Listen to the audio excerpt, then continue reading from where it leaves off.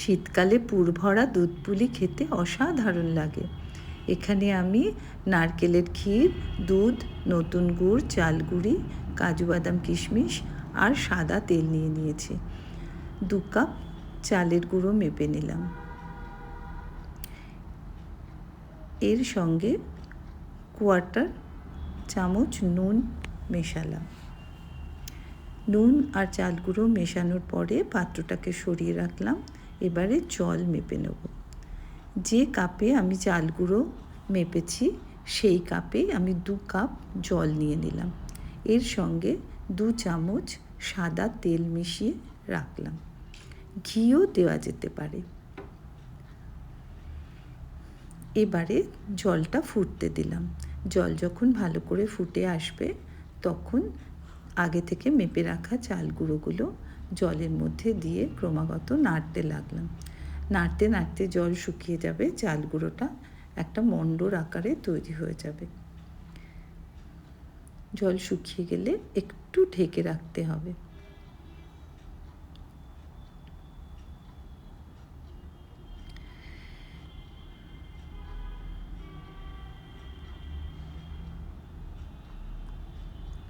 এবার এই মণ্ডর মধ্যে অল্প ময়দা দিয়ে ঠেসে নিতে হবে। এদিকে আমি নারকেল কোড়া, দুধ আর চিনি আর গুড় মিশিয়ে আগে থেকে ক্ষীর তৈরি করে রেখেছি। এবারে ছোট ছোট লেচি কেটে বাটির আকারে তৈরি করে তার মধ্যে আগে থেকে বানিয়ে রাখা নারকেল, গুড় আর দুধ দিয়ে পুর, সে পুরটা ভরে দেবো। এবারে দুটো সাইড একসঙ্গে জুড়ে দিয়ে নকশা করে পুলি পিঠেগুলো বানিয়ে নিয়েছি।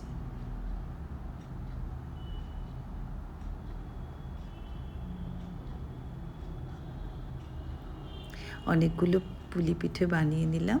এরপরে দুধকে যখন ঘন হয়ে গেল তখন এর মধ্যে 1/2 কাপ চিনি আর 1 কাপ নতুন গুড় দিয়ে দিলাম।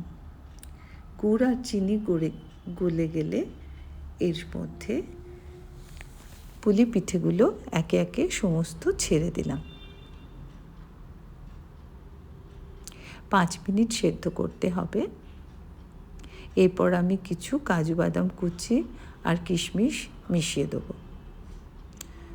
5 মিনিট ফুটলেই পিঠে তৈরি হয়ে যাবে।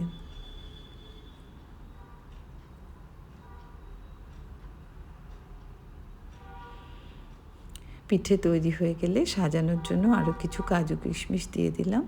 এবার পরিবেশনের পালা। শীতকালে এ পিঠে খেতে সত্যিই অসাধারণ লাগে।